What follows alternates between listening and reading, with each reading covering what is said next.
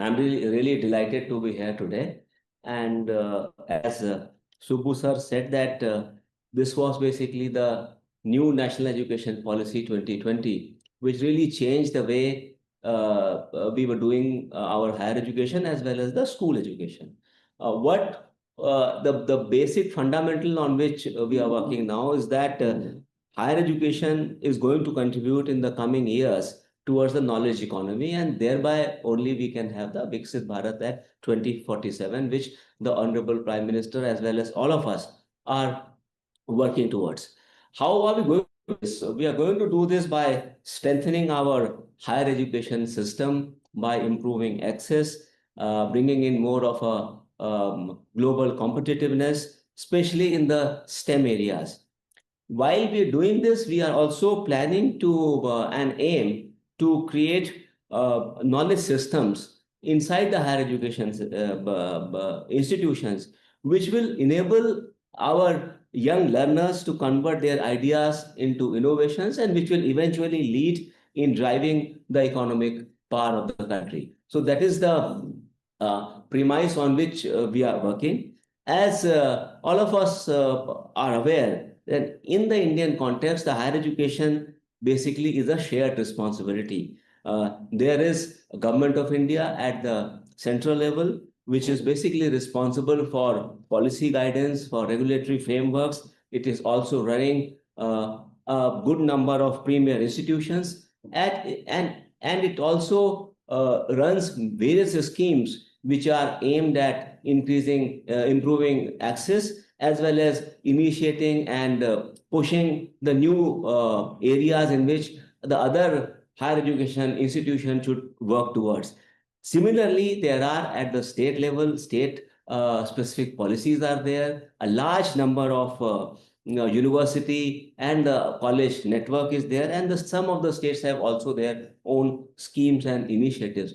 This together constitutes about 4.5 crore, which is 45 million students at the higher education level, with 60 plus thousand institutions and roughly 16 lakh 1.6 million faculty members. India has one of the largest higher education system in the globe. What we are doing now recently for the last 4 or 5 years, our emphasis has been on improving quality access, which is inclusive, which is affordable, which also initiates this spirit of inquiry and leads to an individual who is enterprising, who has ambitions, and who contributes to the Indian economy. For this, one thing, as we mentioned, that the National Education Policy was brought in July 2020. It has been 5 years of that. Then recently, we have brought in as a government Anusandhan National Research Foundation, ANRF, which is funding high impact research, and it has about 50,000 crore outlay over next 5 years. Similarly, as far as we in the higher education department are concerned, we have national parks. We have established 9 national research parks. 22 of them are in making, and we also have an ambitious plan of bringing in these research parks in 40 more institutions. Idea is, as Subbu sir was saying, to focus on these 4 C's: creative thinking, creativity, critical thinking, creativity, creation, and communication. So these research parks are going to fill that gap which is existing as of now between the higher education institutions and what the industry demands. To improve research, this scheme of one nation, one subscription, a free of cost access to global resources of research, it has started. It has an outlay of 6,000 crore rupees for the next 3 years. And it has really democratized the access to research papers. And if you see today, India stands as one of the topmost research publishing countries. In order to improve access, we have also started this scheme called PM Vidya Lakshmi scheme. And the idea is that nobody who is wanting to be getting into higher education system should be left without financing. And under this, up to 10 lakh loan for females for higher education have also been provided. In order to link the research and the institution with the real needs and the priorities of the country. We have launched various missions in the country. Some of them are like India AI mission, India Semiconductor mission, National Quantum Mission. Similarly, as far as our Ministry of Education is concerned, it has launched Center of Excellences for AI in agriculture, health, as well as sustainable cities. The late has been announced in the current year's budget by the Honorable Union Finance Minister is Center of Excellence for AI in Education. The idea of this Center of Excellence is to democratize use of AI across the entire education spectrum, while keeping in mind the ethics of AI, keeping in mind the developments which keep on happening, because the way AI is getting into every aspect of education, it is extremely important for us to also quickly get into this area. In this direction, AICTE has also launched recently 1 lakh apprenticeships in AI, and this has been launched very recently on the anniversary of National Education Policy.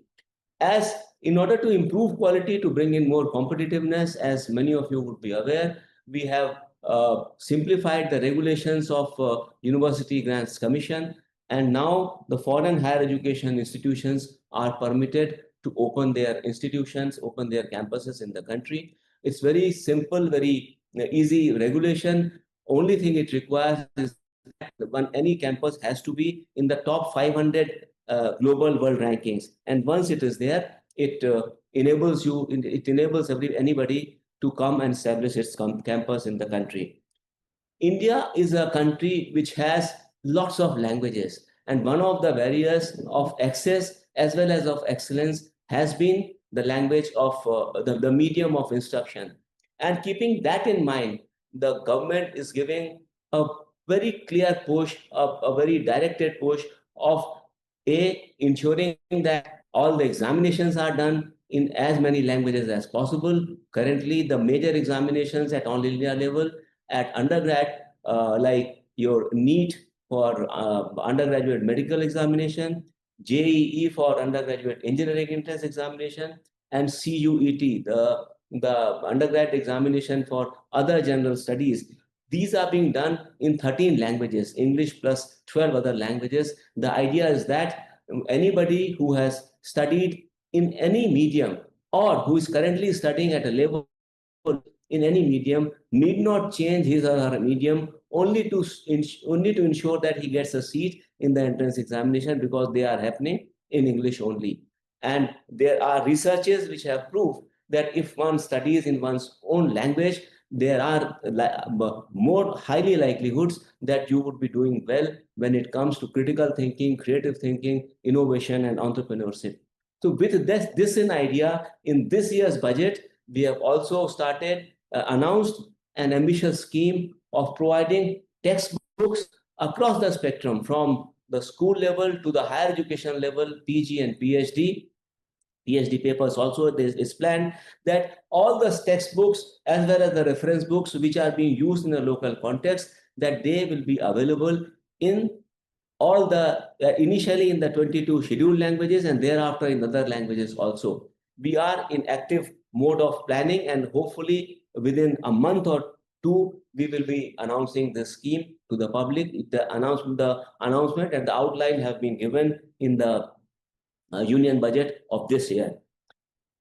The national education policy has a lot of focus to the Indian knowledge system. The reason is that there is a lot of knowledge which is there in the Indian knowledge system. Somehow it requires validation, it requires its translation into practical mode, and therefore there are about 51 IKS centers which have been Indian knowledge system centers which have been established across the country. This is as far as the union government is concerned. The state governments have also been doing exemplary works, like we have Odisha, who has established World Skills Center. Gujarat has established Gift City. Maharashtra has Cluster University Model. They have successfully tried it. Telangana has Telangana Academy for Skill and Knowledge. And similarly, Uttar Pradesh has excelled in ensuring that large number of its institutions, higher education institutions, they are of a quality and they get accredited.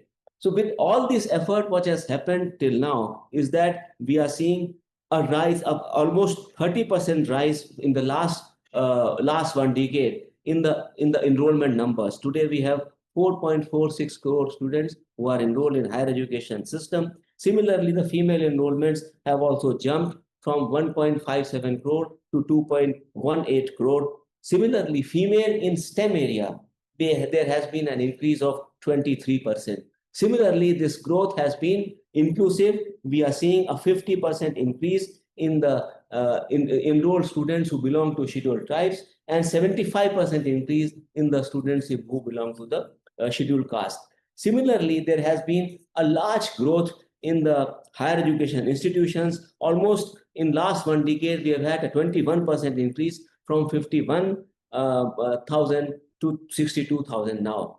A large number of premier education institutions have also been added by the government of India. Similarly, as I said, because of this UGC's regulation of higher education institution, welcoming higher education institution, we have, as we had nil in about a decade back, today we have about 18 foreign higher education institutions who have either established their campuses or who are going to establish their campus by August next year. We have also created a global impact due to our efforts. We are today globally sixth in IP filing. We are the third largest globally in number of unicorns. We rank 38th in Global Innovation Index. We are fourth most represented nation in the QS World Ranking. And as far as AI skill penetration is concerned, we are the first. So all these efforts, due to the effort of especially Subbu sir, I would like to quote his name here, who has really gave us a good foundation, and then the document called the National Education Policy 2020. Because of that, we have seen a lot of progress in last 5 to 10 years. But the education is a continuous process. We need to do a lot more. As has been said that if you look at the education ecosystem, it has the students coming from the school system. They get an entry to an entrance examination. Then there is on the work in progress, in which you have universities who work upon the students, and there is an environment given to them, and then we have the final citizen coming out of these campuses. We have changed a lot, but we still need to do a lot more. And we are continuously planning with the state governments as well as within the government of India. There are some 6 focus areas that we have identified as of now. Well, the first one is elevating the state private universities to become centers of excellence and employability. We have seen that we have a lot of good institutions at the national level, but a few of them are there in the state government level. We need to improve their status, and therefore we need to work with them so that major state public universities, they become centers of excellence and employability. Similarly, we need to strengthen the industry academia linkage. The curriculum has improved a lot. There is now a connect between the industry and the academic environment, but this change needs to be more fast. It needs to be more flexible, because the way the world is changing now, it requires a lot more flexibility. Therefore, we need to ensure that we have a more strengthened industry academia linkage. Thereby, so that we are able to prepare a tech-ready workforce. We have to promote interdisciplinary learning, because now, especially with the advent of AI is going to be there in all disciplines that we are studying in our higher education institutions. And therefore, with the help of AI, we need to ensure that we are not left behind, and the individuals who are coming out of our higher education institutions, they are fast to change, and they are updated with the global best. We are also focusing a lot on internationalization of higher education. In this, it is both ways. While we are welcoming foreign higher education institutions to India, we are also welcoming foreign higher education students. And for this, there is a Study in India program now, which gives a one-stop portal to anybody who is wanting to come to India to study. There's a portal, it is called Study in India, which enables one to have access to all those institutions who are interested in offering their seats to the students who are coming from outside. Similarly, there is a need to ensure that we are not left behind by not preparing ourselves in dealing with the situations which are coming, the challenges which we are facing day to day. Therefore, we have got to ensure that anything which is happening in the world, the way things are changing, our students will be able to do that.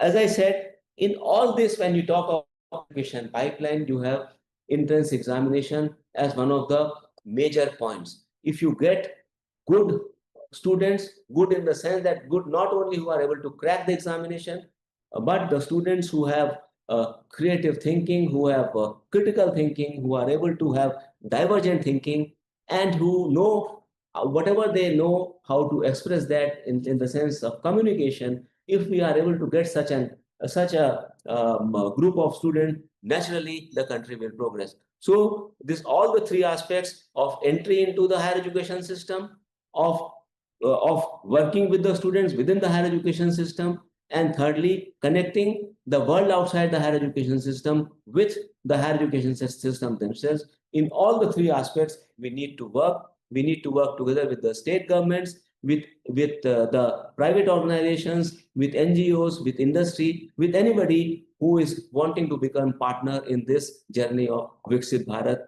by 2047. I once again congratulate Satya and his team and Subbu sir for organizing this, and thank you all for giving me this opportunity. Thank you very much. All the best.